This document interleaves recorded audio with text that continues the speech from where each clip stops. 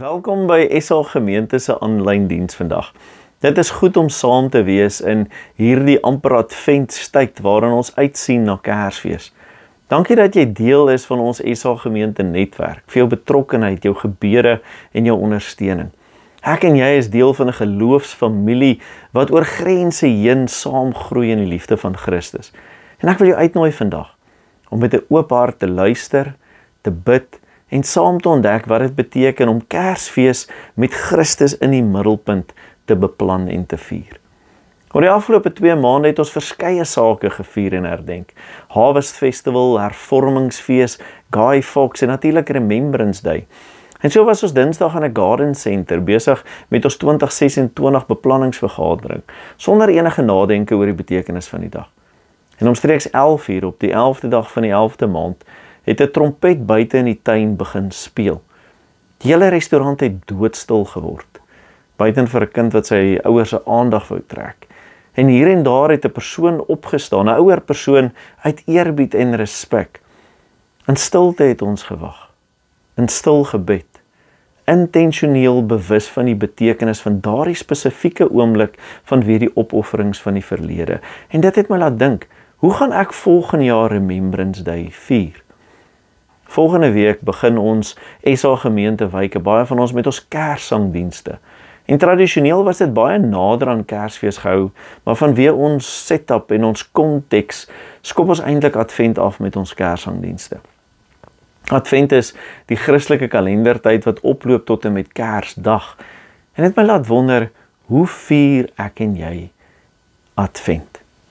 Kom ons bid saam. Here, in hierdie adventstyd kom ons met oop hande en verwagtende harte. Maak ons stil voor U, tussen die geraas van feesmusiek en die haastigheid van ons dae. Laat U woord vandag soos 'n helder lig oor ons pad skyn. Leer ons om weer te sien wat werklik saak maak. U genade, U vergifnis, U teenwoordigheid in Jesus Christus ons Here. Want ons weet, ons hulp is van U Here, in die naam van U ons Here, die skepper van hemel en aarde, die God wat trou bly tot in ewigheid, en nooit die werk van U hande laat vaar nie. Gemeente, genade en vrede vir julle van God ons Vader, van Jesus Christus ons Here, en van die Heilige Gees wat lewe gee. Amen. Een van die temas wat dikwels in adventstyd en adventspreuke aangespreek word, is natuurlik die wyse waarop ons Kersfees vier. Kersfees, hoor ek en jy dikwels, gaan nie net oor die feeste en die geskenke nie, dit gaan nie oor die Kersfeestafel en die ete en die vrolik wees nie. Dit gaan ook nie net oor die vakansie en die saamwees en die son, of die Kersfeesboom en die versierings, of Kersvader en die Kersliedjies nie. Ons almal ken hierdie soort boodskappe en dikwels voel ons is holrig gery, maar miskien soms tog is dit nodig om dit weer te hoor, soos die bekende trompet wanneer ons stil word vir Remembrance Day. Want Kersfees gaan tog nie oor geskenke in die eerste plek nie, maar oor God se groot geskenk aan ons, Jesus Christus, wat vir ons as verlosser gebore is. Kersfees is God se geskenk van vergifnis en versoening. Dit is nie net 'n fees van versierings en geskenke nie, maar die verhaal van die God wat homself vir jou en my kom gee het. Johannes 3 vers 16 sê, want God het die wêreld so lief gehad, dat hy sy enigste seun gegee het, sodat elkeen wat in hom glo nie verlore sal gaan nie, maar die ewige lewe sal hê. Die gedeelte wat ons vandag gaan saam lees, kom uit die evangelie van Markus. En dalk het jy al ook opgemerk dat daar seker die minste uit Markus gepreek word rondom die Kerstyd. En daar's 'n goeie rede daarvoor. Anders as byvoorbeeld Matteus en Lukas, vertel Markus ons niks van Jesus se geboorte nie. Om die waarheid te sê, Markus vertel ons eintlik niks van die kind Jesus nie. Want wanneer ons die eerste keer Jesus in Markus ontmoet, is hy 'n volwasse man wat kom om deur Johannes gedoop te word, waarna hy in die woestyn versoek word, terugkeer na Galilea toe en die evangelie begin verkondig. Dit beteken egter nie dat Markus niks oor Kersfees te sê het nie. Inteendeel. Kom ons gaan lees dan nou uit Markus 1 vanaf vers 1 tot 13 uit die 83 vertaling. Die begin van die evangelie van Jesus Christus, die Seun van God. Soos daar geskrywe staan by die profeet Jesaja, kyk, ek stuur my boodskapper voor jou uit, hy sal jou pad gereed maak. 'n Stem roep in die woestyn, maak die pad van die Here gereed, maak sy paaie reguit. Johannes die Doper het in die woestyn opgetree en die mense gedoop en verkondig dat hulle moes bekeer. En toe Jesus van Nasaret in Galilea kom, is hy deur Johannes gedoop in die Jordaan. En toe hy uit die water opklim, het hy die hemel sien oopgaan en die Gees soos 'n duif op hom neerdal. 'n Stem uit die hemel het gesê, jy is my geliefde seun, oor jou verheug ek my. Daarna het die Gees hom dadelik die woestyn ingelei. 40 dae lank was hy daar, waar Satan hom versoek het. Hy was saam met die wilde diere, en die engele het hom versorg. Die Markus Evangelie lê veral op een aspek van die lewe van Jesus klem. Jesus se gehoorsaamheid aan sy Vader in die hemel. Die Jesus van Markus doen altyd en sonder uitsondering die wil van sy Vader. Al vra dit wat, al kos dit wat, al kos dit swaar kry en lyding, ja, al kos dit sy lewe. Die Jesus van Markus is die nederige en die gehoorsame knegt van God. Sy lewe was 'n lewe wat geen vreugde inhou nie, maar eerder verguising en verwerping deur mense. Dit wat vir Jesus bittere swaar kry en verskriklike lyding beteken, het uiteindelik op sy marteldood aan die kruis uitgeloop het. En dis nie dat die ander evangelies hierdie aspekte van Jesus se lewe nie uitlig nie, maar in Markus se evangelie kom dit voorop. Die Jesus van Markus volg God, al beteken dit ook lyding. Die vraag is, hoekom hierdie klem in die evangelie? En een van die redes was die rol wat godsdiens in daardie tyd, en meer spesifiek, daar waar Markus geskryf is, gespeel het. Die mense waar die gemeente van Markus was baie godsdienstig. En dit het gegeld vir Jode en die Romeine in sy omgewing. Godsdiens het letterlik en figuurlik elke aspek van hulle lewens geraak, maar dan 'n bepaalde soort godsdiens. Hulle het geglo dat as jy goed lewe, jou God jou sou beloon. Bid sodat jy iets van jou God af kan kry, genesing of gesondheid. Gee genoeg offers en dan sal God jou ryk maak. Ja, leef net reg, maak soos jou God vra en alles sal beslis vir jou voorspoed bring. Is dit nie wat die wêreld vandag ook sê nie? Wat sekere selfs kerke verkondig, die voorspoedsteologie. Is dit nie wat ander gelowe bedoel met karma nie? Vriende, hierdie soort godsdiens vind ons glad nie in Markus nie, inteendeel. Markus gee vir ons presies die teenoorgestelde prentjie. As jy aan God gehoorsaam wil wees, beteken dit nie net lekker nie, maar ook en miskien veral swaar kry. Gehoorsaamheid bring nie noodwendig voorspoed mee nie, maar soms eerder lyding en swaar kry. Tim Keller stel dit so mooi om jou en my te help verstaan. Karma says, you get what you deserve.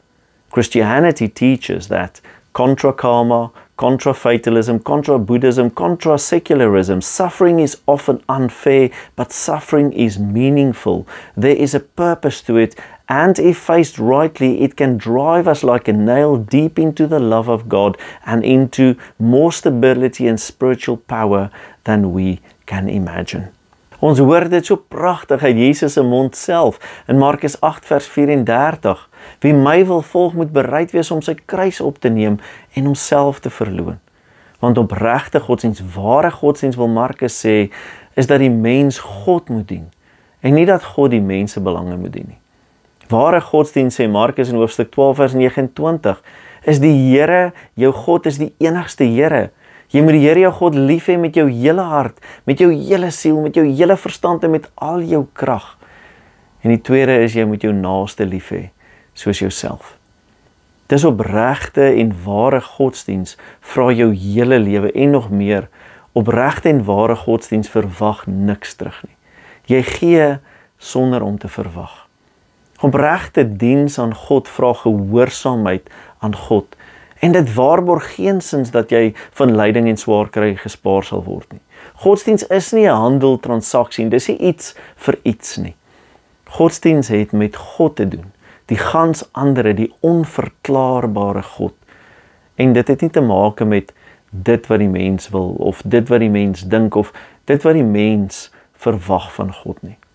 En dis presies wat Jesus dan ook aan Petrus in Markus 8 vers 33 sê, jy dink nie aan wat God wil nie, maar aan wat mense wil. Beteken dit dan nou dat ons hierdie jaar nie ons kersbome moet opslaan nie, geen kerskaartjies moet stuur of geen kersgeskenke vir niemand moet koop nie? Of dat ons tydens hierdie Kersfees geen vreugde moet probeer ervaar of saam met geliefdes moet probeer wees en kuier en tyd spandeer nie? Nee, vriende. Ons moet dit eerder so sien dat Markus ons konfronteer en dan ons in hierdie adventstyd tot en met Kersfees 'n paar uiters belangrike vrae vra. Waarom gaan dit vir ons in ons godsdiens? Waaroor gaan dit vir ons met hierdie Kerstyd? Gaan dit oor God of gaan dit oor ons? In hoe mate is dit vir ons in ons godsdiens oor ons behoeftes, ons pyne, ons dinge? Ons is bang vir die dood en daarom begeer ons die ewige lewe, of ons is bang vir siektes en daarom bid ons vir goeie gesondheid. In hoe mate is ons godsdiens vir ons net lekker en aanvaarbaar, solank ons alles wat met ons gebeur nog kan verklaar, solank die dinge tot voordeel van ons strek. In hoe mate bedryf ons godsdiens met 'n klein lettertjie G, en is die gootjies in ons godsdiens nie eintlik maar net ons eie behoeftes nie. Ja, in hoe mate het ons al verleer om godsdiens met 'n hoofletter G te beoefen, 'n godsdiens waarin dit gaan oor God en nie oor die mens nie. En dan die laaste, en vir ons vandag die belangrikste vraag, in hoe mate weerspieël ons Kersfeesvieringe soms nie ons skeefgetrekte godsdiensopvatting nie.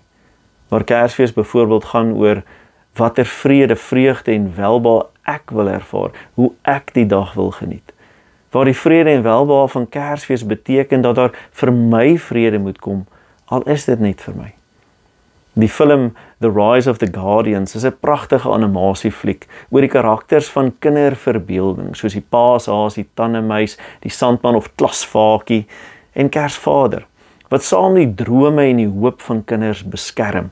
En die jongste onder hulle is natuurlik Jack Frost. En in die film weet Jack egter nie waarom hy bestaan nie, totdat Kersvader vir hom vra, "What is your center?"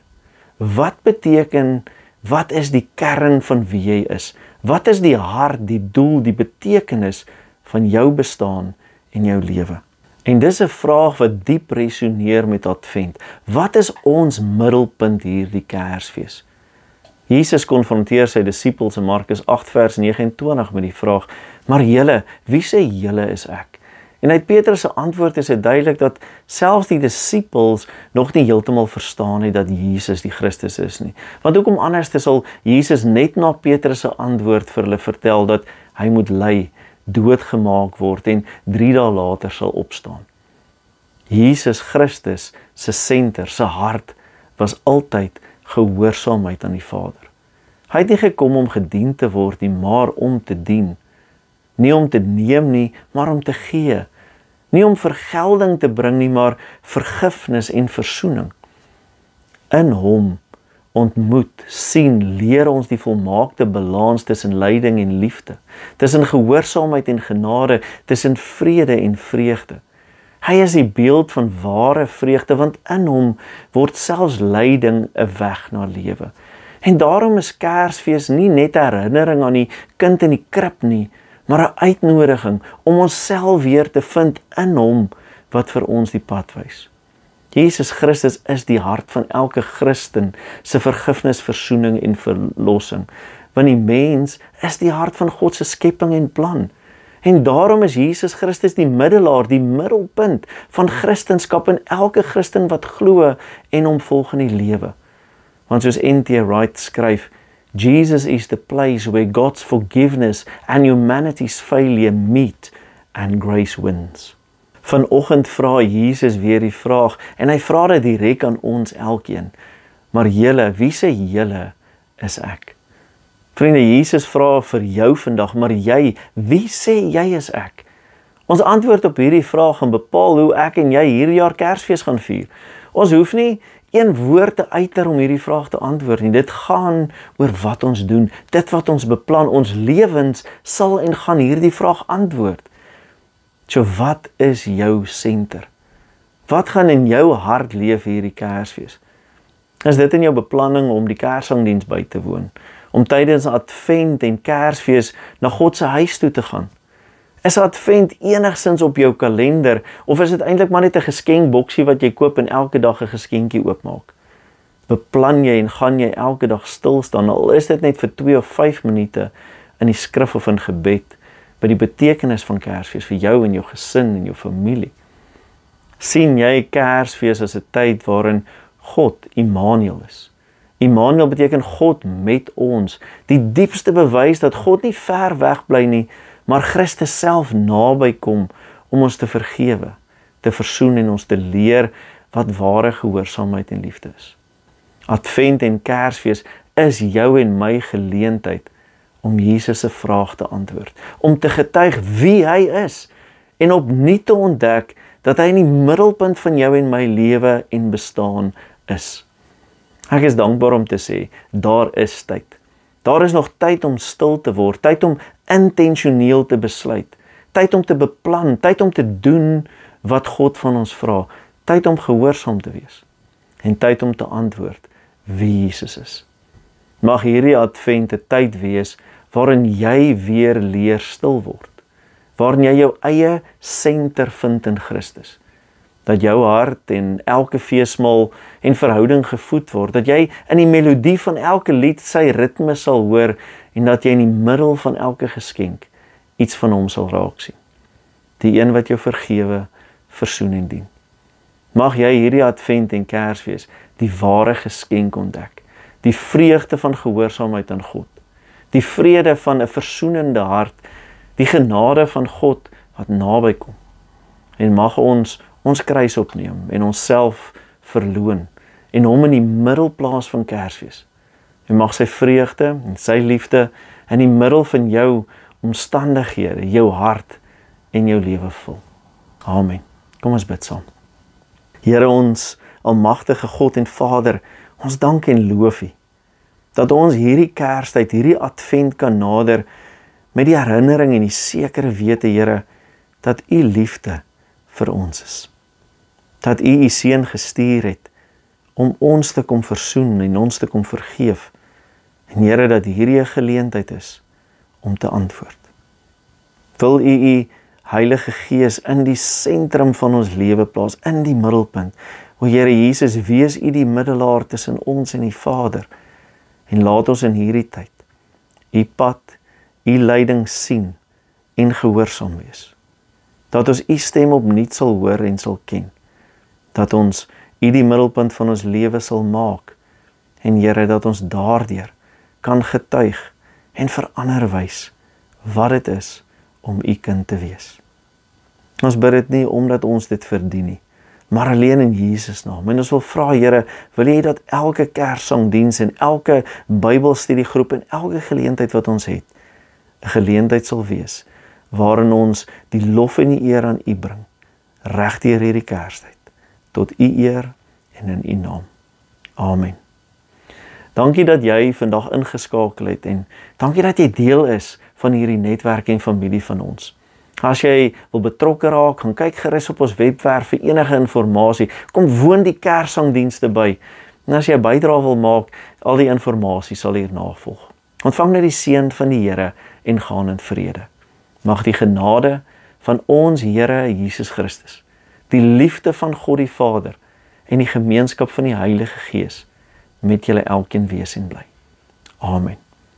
'n Geseënde Sondag. Tot volgende keer. Totsiens.